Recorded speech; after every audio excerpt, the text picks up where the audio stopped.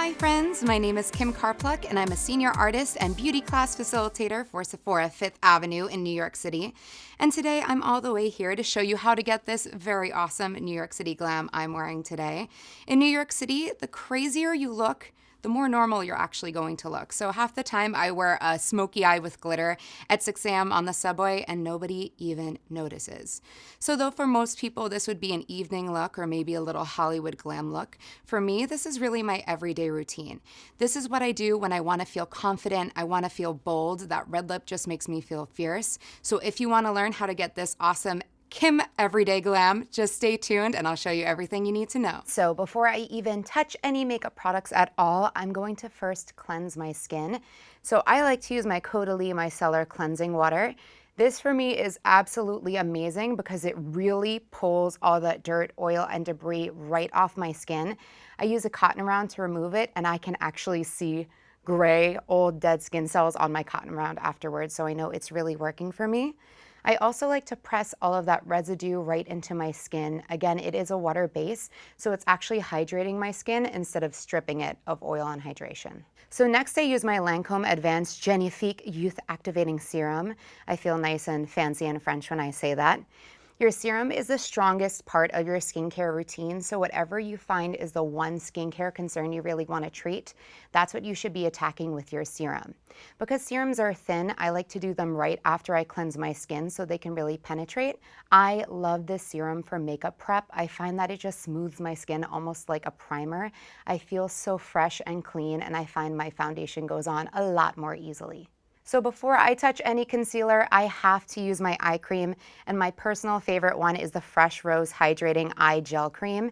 I'm actually almost out of this one because I've used it so frequently now.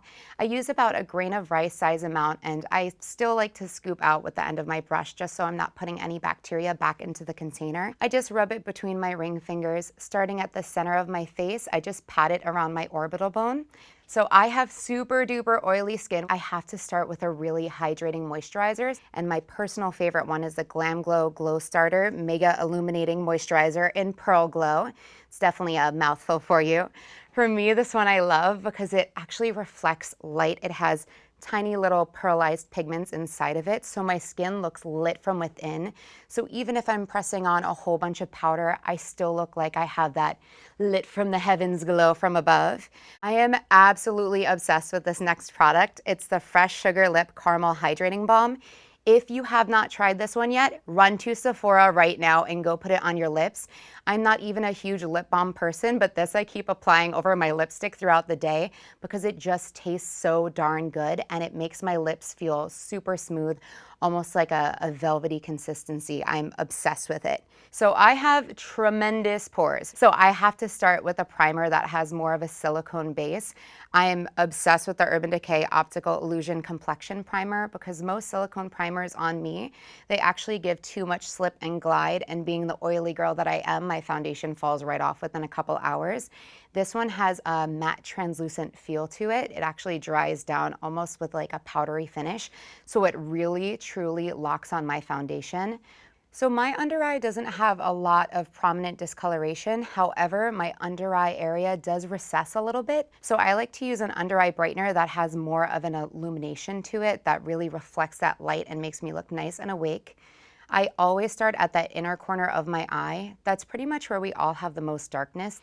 Lately, I've been really addicted to using the number 202 Sephora Collection brush. This brush is double-ended, so it has a buffing foundation side and a tiny little buffing concealer side too. Also, this under eye brightener doubles as a strobing cream, so if you like a very light, soft illumination underneath your foundation, you can also use it along your cheekbones, on your nose, on your Cupid's bow, anywhere else you really want to glow. And now we're gonna get a little bit fancy. So I'm gonna take my Anastasia Beverly Hills Contour Cream Kit in Fair because I'm just a pale baby vampire. This first shade that I'm using is this one right here. It does look white, but it's actually just a glowing strobing cream, and it's called Luster. I like to go right around my orbital bone underneath my eye, high points of my cheek, a little bit at my temples. I do a little bit down the center of my nose. Pretty much anywhere that I want to glow or bring forward, I'm going to place a little bit of this cream. Whatever's left over on my finger, I just tap onto my chin and my forehead. So for my complexion, I'm using the Givenchy Teint Couture Longwear Fluid Foundation in Elegant Porcelain. And I'm also once again using my same Sephora collection number 202 brush, but this time with that buffing side of the brush. I'm picking up the product the same way I'm going to be diffusing it onto my skin. I always like to say with fluff, you buff. Every time you have a fluffy brush, if you're diffusing it with little circular motions, you won't see any streaks. You'll just look like perfectly airbrushed complexion. Generally, I do my jawline and my forehead last because that's where I have the most natural color. I know it might not seem like it, but that is where I'm the most tan, so I don't want that to be too washed out, otherwise I'll just look like a white sheet of paper. So just starting at the center of my face where I need a little bit more color correcting has always worked out well for me. So next I'm using my Kat Von D Lock-It Concealer Creme in L5 Neutral. I love this one just because Kat Von D herself is an artist, so she actually modeled this applicator after a paintbrush, so it's super precise and really easy to apply. I just need one dip into my concealer and that's literally enough for both eyes, so makes my life easy as a makeup artist. I do like to create this triangle underneath my eye. We call that the triangle of light. Then I go back in with my 202 brush. See, I told you guys, this is my absolute favorite one. And this time, instead of buffing out my product, I'm just stippling it into my skin. That little repetitive pressing motion, we refer to that as stippling. It'll leave the coverage in place, but it will also diffuse any hard lines and edges of your concealer. So now I'm back with my trusty friend, the Anastasia Beverly Hill Contour Cream Kit in Fair. And I'm taking this very light shade here to highlight first. I like to start with highlight first because it pulls forward the facial structure we already naturally have. Sometimes if we do contour first and then go in with highlight, that contrast can actually be too heavy and the contour will stand out versus your natural facial structure. So this product is actually a game changer for me. It's the Sephora Collection Citrus Brush Cleaner. But I just like to spritz a tissue in the morning and I pretty much run every brush through that tissue and through that brush cleaner. It'll remove all that built up product so I can start fresh. And it also takes out any bacteria as well. So that way I'm not putting any bacteria back onto my face. And now I'm using the shade Fawn from the same kit. Once again, I'm using my number 47 brush to place it out as well. Just as a little pro tip, I like to pick up the product the same way I'm going to apply it, so that way it goes onto my face nice and evenly and not patchy whatsoever. I like to think of contour more as a black dress. I wear it when I ate one too many cookies last night and I want to look nice and slim because it'll help to kind of sculpt my face. I already have a really intense jawline because I'm pretty heart-shaped, but I like to look more like a fairy tale villain, a little bit evil but also a little bit nice, so I actually like to emphasize that part of me. So I personally cannot live without a nose contour. I know when I do makeup for others, I always tell them they don't need it because their nose is beautiful. However, I just like to look extra snatched. To get that precision, I am using my 45 brush. I like to emphasize the tip of my nose and then also create lines going upward. And of course, we're not actually done yet. We still have to blend. And now I'm back with my handy dandy number 202 brush. I like to use the same brush for as many parts of my makeup that I can. I just find that it's easiest. And I like that it does have a little bit of that highlight and a little bit of that product still built into it because it helps me to blend a little bit more easily.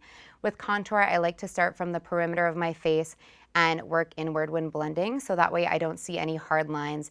It just looks like I was born that way. I was just born flawless. We always want to drag that contour down to the neck as well. I find that I forget this part very often, and I'll walk into work and see a hard line on my jawline, which doesn't look so cute. So make sure you're blending it out, blending it down so you don't see any of that product. And for my nose, I pretty much do the same process, just with that smaller end of my brush. With nose contour, it's very easy to make the nose look too wide or too flat. So I basically use little circular motions right over those lines I've created. I found that that's the best practice for me. It makes sure that my nose stays snatched and it doesn't start to look muddy or like I actually have contour on my nose. Once I've diffused the line a bit, if I feel like it still needs a little bit more help with blending, I will flip it around and use that big side of the brush. Because it's so big and fluffy, it does help to make lines look nice and soft. So last but not least in this very lengthy highlight and contour process, I use my number 45 brush with that soft fair color again down the center of my nose, almost in an upside down T shape. It's just to emphasize that space between the contour to really bring it forward. Again, you do not have to contour your nose every day. This is just something I love to do in makeup. Sometimes, even though I don't need certain things, because I am so obsessed with makeup, and makeup's almost like therapy for me in the morning, I'll spend a little extra time just so I can get zen to approach the rest of my day. So this is a tip I actually learned from our pro artist, Sean, who is one of my favorite inspirations and one of my favorite people. He taught me one day that when you're on camera or if you're doing a photo shoot, you should take whatever foundation you have left, even if it's a little baby bit, if you have it on your hand, or you can just do about half a pump, and just put a little bit on your ears as well. As you can see, my ears are very red, again, prone to surface redness, including my ears. So using a little bit of foundation on them will just help to tone it down. So if I'm photographed or if I'm on camera, I look like one human and my ears don't look like a part of a different being. So now I'm going on to my eyes, and as you can see, my eyes are extremely hooded. So that means primer is my best friend. This eyeshadow primer is a Smashbox 24-hour photo finish shadow primer. I use just about a pea-sized amount on the tip of my fingers. Because this primer is more translucent, using fingers is really, really important. If you use a brush, you will be able to tell if the primer is evenly applied. So fingers will help you to feel that primer even though you can't see it. So now on to eyeshadow, and I'm repping Kat Von D today with the Shade and Light Eye Contour Palette. Because my primer didn't have a lot of color built into it, I'm actually going in with a bone-colored shade called Lattice all over my lid. And I'm taking my brush, it's number 38, and I'm starting at the center of my eye and buffing that color all the way up to my brow bone. Again, this is helping to even the tone on my lid, and it's actually going to prevent those darker colors we'll use later on from sticking too much to where we don't want them. So once again, with the same palette, I'm just using a different shade. This one is Samuel. Again, I'm starting with less product and we'll build up to more. I find that when you go too far, it's really hard to reverse and do the opposite. So the softer in the beginning, the better. So now we're gonna get a little bit fancy and we're gonna switch up our brush, and I'm using number 14 from the Pro collection. So once again, with the same shade, this one is Samuel. I always like to use flat brushes to pat. That patting motion will help to build saturation, and then I go right back in with my fluffy 38 to diffuse that color. So again, for me, building up a smoky eye is always that same technique: flat to pat, fluff to buff, flat to pat, fluff to buff, and just switching up the colors, going darker and darker every time. And you want to blend, blend, blend like it's your friend. You just want to make sure you don't see any hard lines or edges, and the color just looks like a little puff of smoke. So now we're using a deeper brown, and this one is called Solas. I could have stopped at this step if I wanted a very soft look, but I want to be a little bit more edgy and a little bit more smoky. So again, that process is the exact same, so you're going to be really bored of it by the time I'm done. Flat to pat, fluff to buff, or you might just remember it forever and ever and just hear me speaking to you when you're doing your makeup every day. Flat to pat and then fluff to buff. Again, the darker the color, the less we want to use of it, the closer we want to keep it to that outer corner of the eye, or that outer V. And now we're using the last color, I swear, and this one is called Citri. This is the last one for that outer corner / transition area. And so this is the deepest brown shade that I'm using. Once again, same exact process, you guys. Flat to pat, fluff to buff. I'm using my 14 brush first and then my fluffy 38 next. What goes up must come down, and because my eyes are a little bit downturned, when I smoke out my lower lash line, I do go a little bit heavier just right at the outer corner. That helps to tilt up my eyes ever so slightly and fight that downturned angle. So I start with the deepest color, that dark citry color that I used before, and we're gonna go lighter and lighter as we get further and further in. And I'm using that same number 14 brush. So I lied, one more shadow, you guys. I go back in with that first shade that I used way in the beginning of my eyes, that latest color, that really light bone shade. I find that when I blend sometimes, it'll diffuse that color I have on my lid. So just to create more contrast, I'm using my finger to pat that light color just on the center of my eye, just on the ball of the eye. I use my finger for this just because I want that color to be saturated. So this is why I don't set my complexion before I go in with my shadow. Because my eyes are downturned, I generally have a lot of crease shadow get stuck right at the bottom corner of my eye and make me look even more downturned. So by not setting, I can just take my foundation 202 brush and clean my eyes upwards so they look tilted upward and angled the proper way. Whenever I go in with a red lip, I like to do it as soon as possible so I can build the rest of the look around it.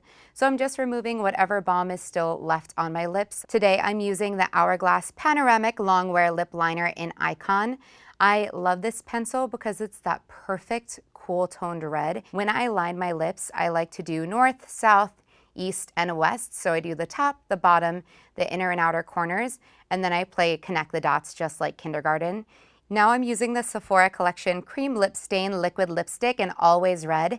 If I could write a love song to this lipstick, I would. It comes in 40 shades and I own pretty much every single one. This is what I wear every day for work because I don't have to worry about touching it up. I also have drier lips and this product has avocado oil in it, so it keeps me hydrated the whole entire day. So remember when I said I had very oily skin? I was absolutely not kidding, which is why I use the Givenchy Powder Premier Matte and Translucent Finish Loose Powder. This one for me is so finely milled that even though I use a lot of it and I really press it into my skin, it's pretty much undetectable. I never look cakey. It just looks like my skin is airbrushed. And whatever's left of my pores, this powder really knocks it out. Again, I like to use the puff that it comes with to really press it into my skin because I'm so oily.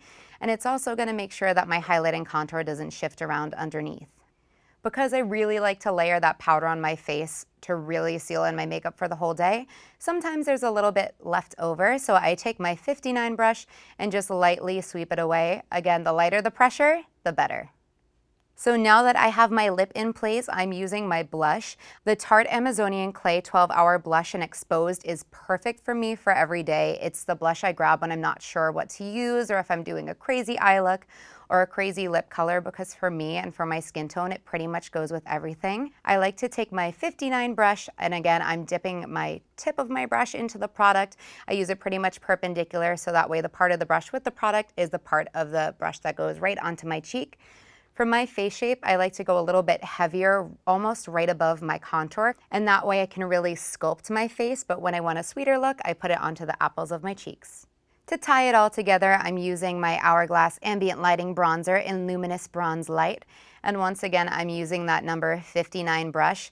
This brush is really my best friend because it's tapered, so I get a lot of precision, but it's still fluffy enough to blend out those edges as I go, so I don't have to do a lot of extra additional blending. Because I am so fair, I do have to be careful with how much bronzer I use. Generally, I'll tap off any product onto my hand first to make sure it's the right saturation, and then I'll go along the perimeter of my face. So to give myself that glowing goddess highlight, I'm using my Urban Decay Afterglow 8-Hour Powder Highlighter in Sin. That is certainly a mouthful. I love this highlighter because it is definitely there, it's very visible, but it's not very metallic. Again, because I'm so neutral, a lot of highlighters either appear orange or pink on me, or they can straight up look like a strip of metal. This one on my skin just looks like a wet finish almost, just a very nice, dewy, natural glow. I use my finger to do a little bit on the tip of my nose just to accentuate that highlight I did earlier.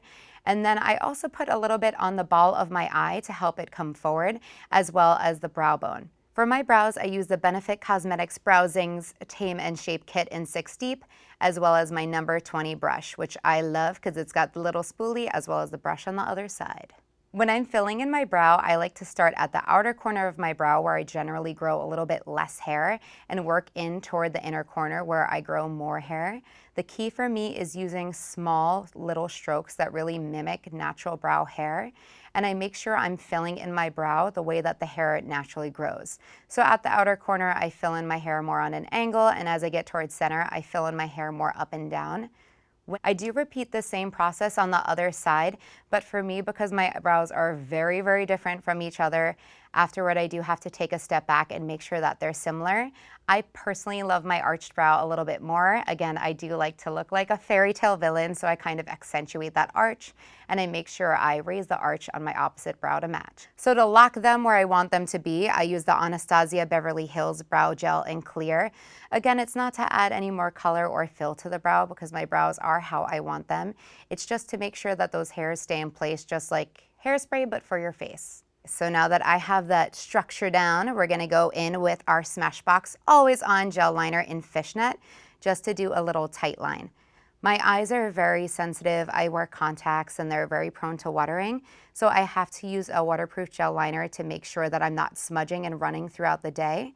Because my eyes are so sensitive too, the only thing that can get really close right in my lash line is a pencil. And I do little dashes between the lashes to make sure I don't have a gap between the waterline, that fleshy part underneath my lashes, and the lashes themselves. I also do a little bit of liner at that bottom outer third of my waterline. Again, because my eyes are downturned, I have to do as much work as possible to tilt my eye shape upward. To create my signature cat eye shape, I'm using the Kat Von D Tattoo Liner in Trooper. I pretty much wore cat eyes every day since I was 13, so they really truly are a signature part of my look. Now that I work for Sephora, I do switch it up, but on days when I really want to feel like him, I've just got to have that cat eye. I know a lot of people try to flick their liner outward, but I actually like to pull my liner inward. I find I have more control over the angle, so it helps me later when I try to achieve symmetry. And again, I'm doing the same thing on the other eye. For me, the main key to achieving symmetry with my eyeliner, especially because my eyes are so asymmetrical, is creating that first angle line while my eye is open, then connecting it in toward the middle part of my eye right above the iris, and then filling that line all the way across. Again, because my eyes are so downturned, I like to continue that line to my bottom lash line to help tilt up the shape just a little bit. After I create the angle, I do look straight ahead just to make sure my eyeliner looks symmetrical with my eyes open. To coat my lashes, I'm using the Marc Jacobs Beauty Velvet Noir Major Volume Mascara. I actually have anemia, and I found this out a few years ago when my hair started falling out as well as my lashes. And since then, things have gotten a little bit better, but my lashes are still very sparse and not as full as they used to be. This is the only mascara that really makes a major difference in my eyes. If I don't use this mascara, I feel like I have to use false lashes. I also like to do a coat of mascara on the bottom of my lashes as well. I do like a good chunky bottom lash. I feel like that's very in right now. So even though I could leave the house just with this mascara, I am pretty addicted to falsies. And for this look, I use the Velour Lashes Another Shot of Wispy. And I'm also using the Duo Brush On Lash Glue, which I love because it's formaldehyde free and it has a really sharp precision point, so it allows me to get the lash glue just where I need it. So now I'm just applying my lashes. I personally have to use my fingers, but if you feel like you need to use tweezers or a bullseye, just do whatever works best for you. When I'm applying my lashes, I go above my natural lashes and just lay the false lash right on top of them, almost like a little shelf. That way I can get close to my natural lash line as possible. To fix any imperfections, I go back in with my Kat Von D Tattoo Liner in Trooper. This also helps with certain bands where you can see a white string. It helps to camouflage it a little bit more, so that way it just looks like they're growing straight out of your eyelids. To set my makeup, I'm using the Kate Somerville Uncomplicated SPF 50 Soft Focus Makeup Setting Spray. I clearly am almost like a pale baby vampire. And also, let's be real, I'm not about to take off my makeup to reapply my SPF every 2 hours, but this really has me covered. Now I'm just smoothing out any frizz in my hair with the Way Finishing Cream. It just gives me the lightest hold and really takes down any of my frizzies. I use about a pea-size amount just on the pads of my fingertips and run it through my hair wherever I need a little bit of an extra hold. As a finishing touch, I'm going to use my Yves Saint Laurent Mon Paris Eau de Parfum. Makes me feel so very fancy to say that. I find that this fragrance is very sexy, but very soft. After all, we're not really dressed until we have on a fragrance, right? Thank you guys so much for watching. I really do appreciate it. Please leave any comments below about my look or if you have any tips and tricks of your own. I personally promise that I'll go in and read everybody's comments and try to answer as many as I can. Or if you have any suggestions for me, I love to learn from everybody and to grow as an artist, so please let me know whatever you're thinking. Also, please follow Sephora's YouTube channel. It's truly amazing. I personally learn things from them each and every single day. If you guys want to keep up with me, you can follow me at CAUDALUK, like you drive a car, and pluck like you pluck a chicken without the extra C. And if you guys want to, you can always come into the Sephora 5th Avenue location. I personally pretty much live there. I'm there every single day of my life. I teach classes 4 times a day, and I'm doing makeovers whenever I'm not teaching. So please come visit me. Again, thank you guys so much, and I'll see you in the next one. Bye!